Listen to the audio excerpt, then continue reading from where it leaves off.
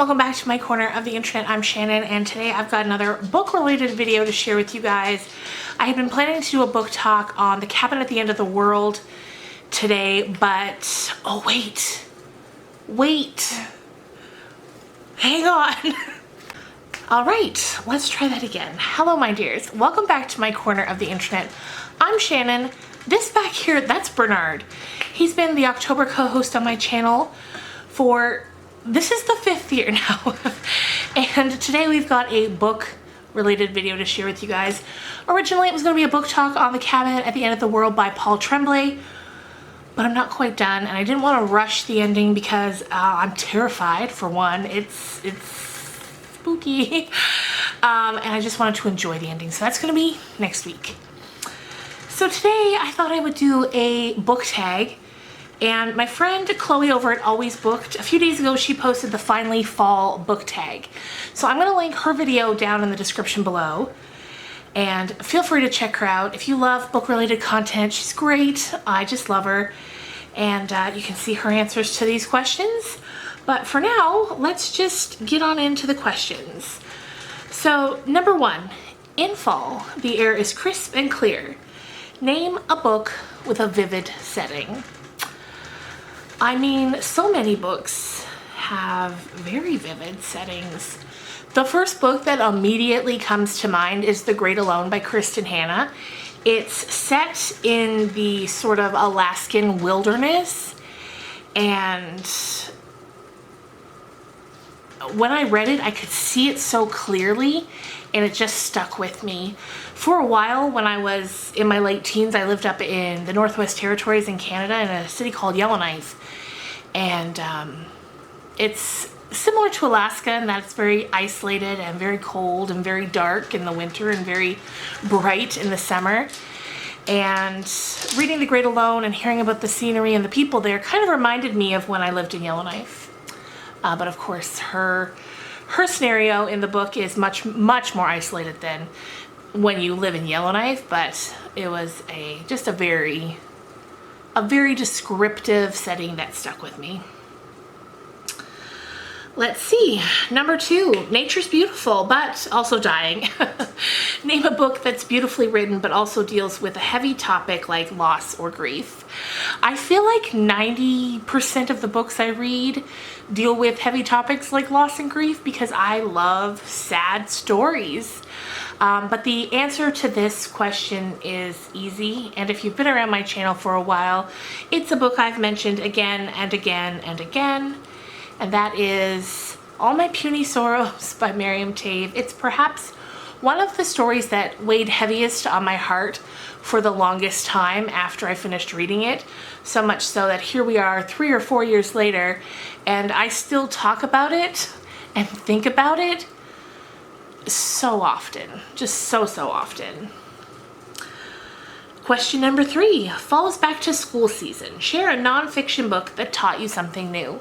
Now, I will be the first to admit that I don't read a ton of nonfiction when it comes to books. I'll read, articles and things like that, but when it comes to sitting down and reading a book, I love to lose myself in a story. But one nonfiction book that I love is called On Writing by Stephen King. I recently heard that the 20th anniversary edition's out. I've got the original one and the 10th anniversary edition, and the 20th anniversary edition is out, but I checked on Amazon and it's not listed there that I could see anyway, so I'm keeping an eye out for it. But it's such a great book if you are a writer or if you're just interested in how writing works.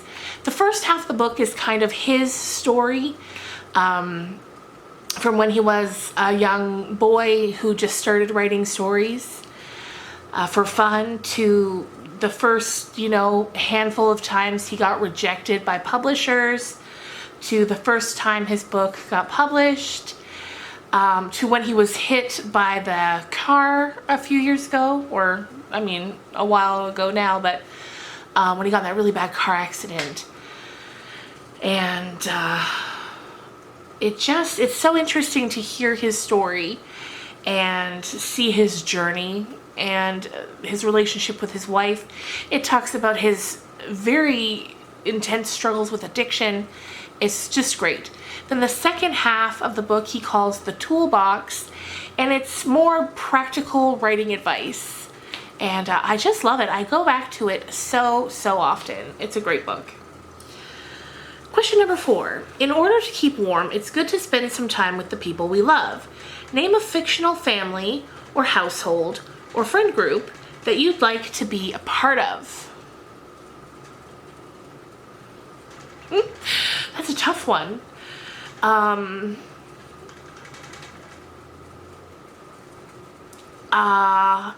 I don't know.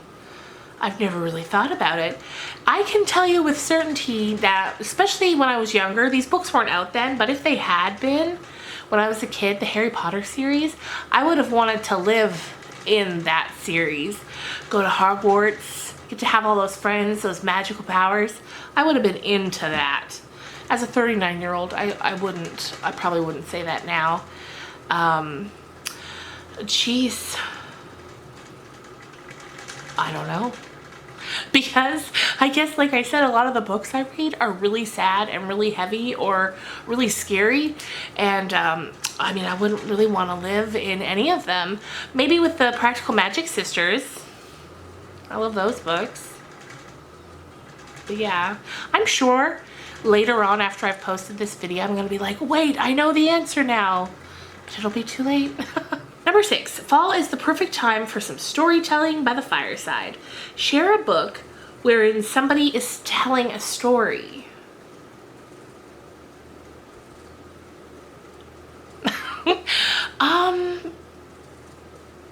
The first one that comes to mind, I guess, would be Women Talking by Miriam Taves. Like, someone telling a story.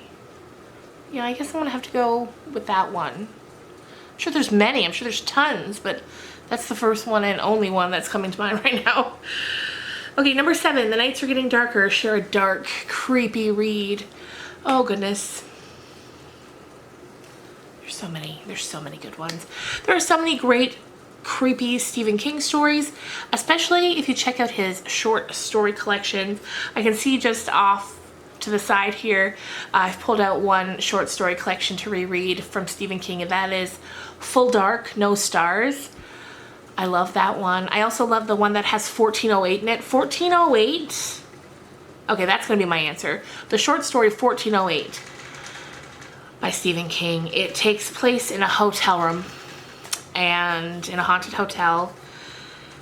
And if you've seen the movie, I found the movie and the story stayed fairly similar. The movie stars John Cusack and Samuel L. Jackson. I always think it's so interesting when you can keep something very interesting when there are very few characters and very few locations. And Stephen King does that great, and 1408 is the perfect example of that. Other great, scary, creepy reads, The Haunting of Hill House by Shirley Jackson. It's very different from the TV show. The best I can say about that is kind of that Mike Flanagan seems to have been inspired by the story. It's not a retelling, although I love The Haunting of Hill House, don't get me wrong, but it's very much a standalone piece of entertainment. That's great. The Shining, I mean, you can't go wrong with The Shining, the book, or the movie.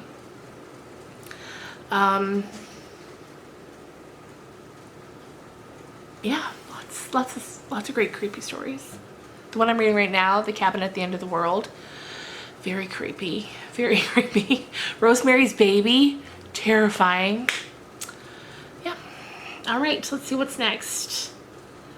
Number 8, the days are getting colder. Name a short, heartwarming read that could warm up somebody's cold and rainy day. I know this one.